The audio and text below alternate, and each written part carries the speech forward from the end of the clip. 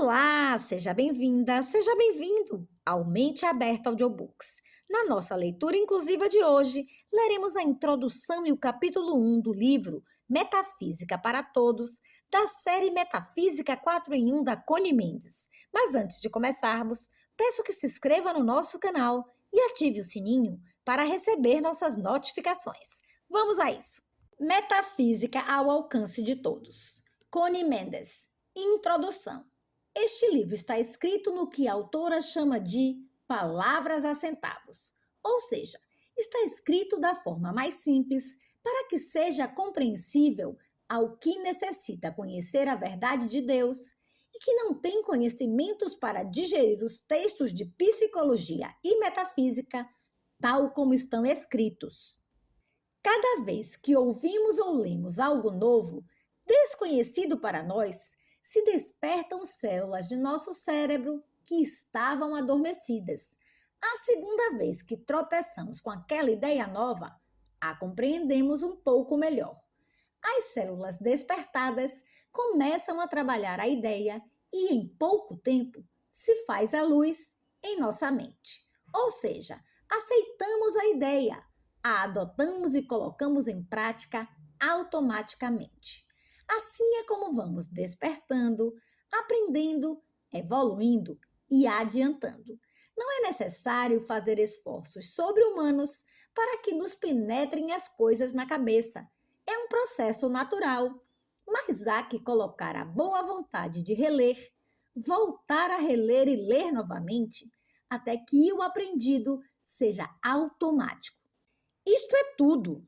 Leve sempre com você este livro, releia-o frequentemente e cada vez que você se depare com uma situação angustiosa ou incômoda, abra seu livro aleatoriamente, pois ele se abrirá na página que te convém consultar. E você pensará, parece que foi escrito para mim. Jesus Cristo disse, na casa de meu pai há muitas mansões. A metafísica é uma dessas mansões. Ou seja, o estudo das leis mental-espirituais. Não se mistura com o espiritismo, ainda que este também é uma mansão na casa do Pai. Que esta pequena obra te traga toda a paz e a prosperidade que trouxe a tantos outros. Capítulo 1. Cristianismo dinâmico. Antes de começar qualquer ofício que seja, o candidato que vai desempenhá-lo recebe instruções ou estuda a técnica do mesmo. No entanto, há alguém que empreende sua tarefa totalmente às cegas, sem instruções, sem técnicas, sem bússola, compasso ou desenho, sem noção do que vai encontrar. É o ser humano que é lançado na tarefa de viver, sem saber sequer que coisa é a vida, sem saber porque algumas vidas transcorrem em meio à opulência e às satisfações, enquanto outras passam na miséria e no sofrimento. Umas se iniciam com todas as vantagens que o afeto possa idealizar, e, no entanto, as perseguem grandes calamidades, e o ser humano se debate em conjecturas, todas erradas, e chega o dia de sua morte sem que ele tenha adivinhado sequer a verdade a respeito de tudo isso. Aprenda a grande verdade. O que você pensa se manifesta. Os pensamentos são coisas. É a sua atitude que determina tudo o que te acontece. Seu próprio conceito é o que você vê, não somente em seu corpo e em seu caráter, mas também no exterior, nas condições de sua vida, no material, etc. Sim, os pensamentos são coisas. E agora você vai ver. Se você tem o costume de pensar que é de constituição saudável, faça o que faça, sempre estará saudável. Mas se você mudar sua maneira de pensar e se deixar infundir pelo medo das doenças, você vai começar a ficar doente e perder a saúde. Se você nasceu na riqueza, é possível que seja sempre rico, a menos que alguém te convença de que existe o destino e que você acredite que o seu pode mudar. de acordo com os golpes e reversos da vida, porque esta é sua crença. Sua vida, o que te acontece, obedece às suas crenças e ao que você expresse em palavras. É uma lei, um princípio. Você sabe o que é um princípio? É uma lei invariável que não falha jamais. Esta lei se chama o princípio do mentalismo. Se em sua mente está radicada a ideia de que os acidentes nos cercam a cada passo, se crê que a degeneração da velhice é inevitável, se você está convencido de sua boa ou má sorte, ou o que quer que você espere normalmente no bem ou no mal, esta é a condição que verá manifestar-se em sua vida e em tudo o que fizer. Isto é o porquê de tudo o que te acontece. Nunca se está consciente das ideias que enchem nossa mente. Elas vão se formando de acordo com o que nos ensinam ou o que ouvimos dizer. Como quase todo mundo está ignorante das leis que governam a vida, leis chamadas da criação, quase todos passamos nossa vida fabricando-nos condições contrárias, vendo tornar-se mal aquilo que prometia ser muito bom, tateando às cegas, sem bússola, de mão ou compasso, culpando a vida pelos nossos males e aprendendo à custa de golpes e pancadas, ou atribuindo-os à vontade de Deus. Com o que você leu até aqui, já deve ter percebido que o ser humano não é aquilo que te fizeram acreditar, ou seja, uma rolha jogada no mar em dia de tempestade, atirada daqui para lá, segundo as ondas.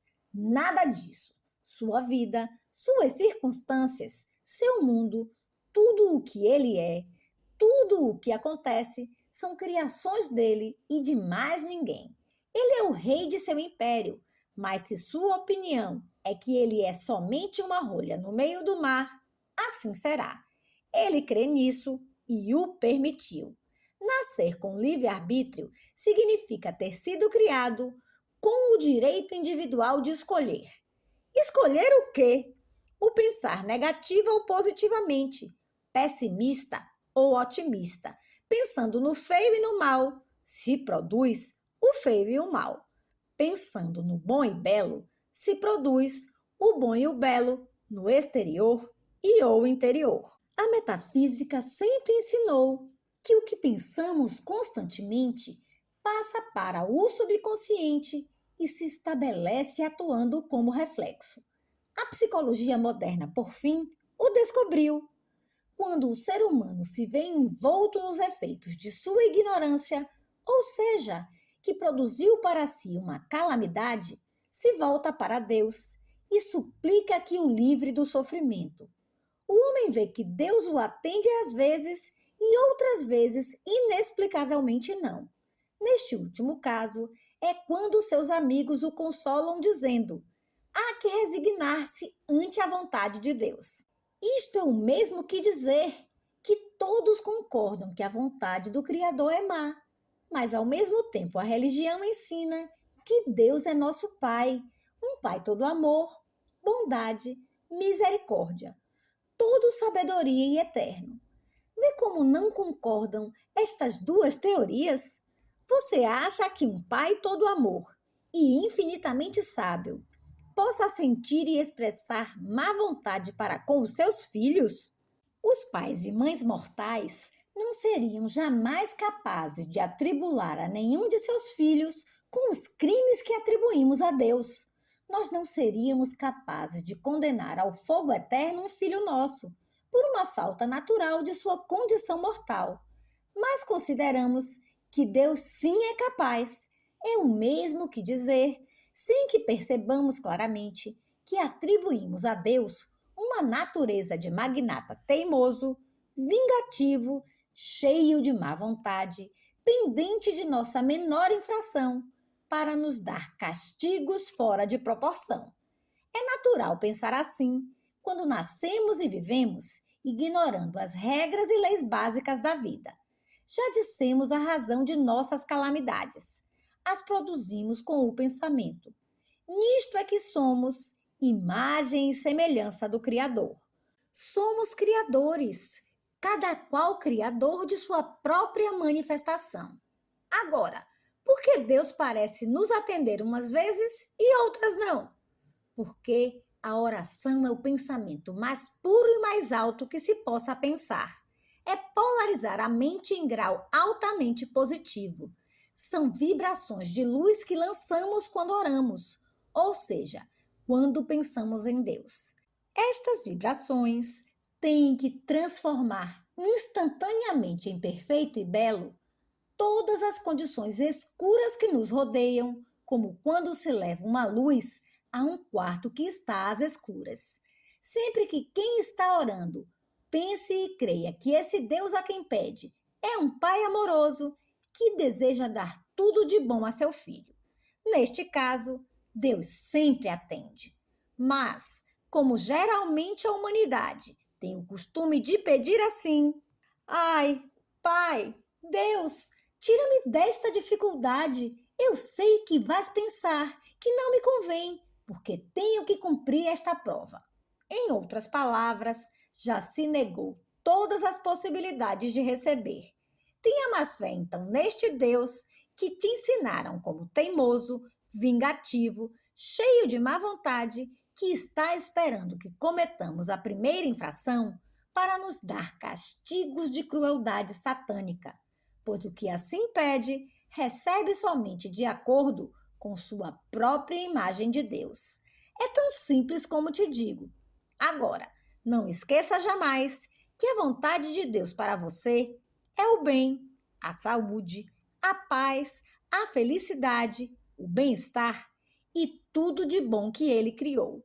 Não esqueça novamente, nunca, que Deus não é juiz, nem verdugo, nem o tirano que te fizeram acreditar. A verdade é que ele criou 7 leis, 7 princípios que funcionam em tudo e sempre. Não descansam um só minuto. Se encarregam de manter a ordem e a harmonia em toda a criação. Não é preciso polícia no espírito. Aquele que não anda de acordo com a lei se castiga a ele mesmo. O que se pensa se manifesta. Portanto, aprenda a pensar corretamente e de acordo com a lei, para que se manifeste todo o bom e maravilhoso que Deus quer para você. São Paulo disse que Deus está mais perto de nós que nossos pés e nossas mãos, mais ainda que nossa respiração. Portanto, não há que gritar para que ele nos escute. Basta pensar nele para que se arrume o que estava desarrumado. Ele nos criou, ele nos conhece melhor do que nós podemos nos conhecer. Ele sabe por que agimos desta ou daquela maneira e não espera que nos comportemos como santos enquanto somente estamos aprendendo a caminhar nesta vida espiritual. Vou rogar-lhe que você não acredite em nada do que te estou dizendo sem primeiro o comprovar. É seu direito divino e soberano. Não faça o que você fez até agora, aceitar tudo o que escuta e tudo o que vê, sem te dar a oportunidade de julgar entre o bem e o mal.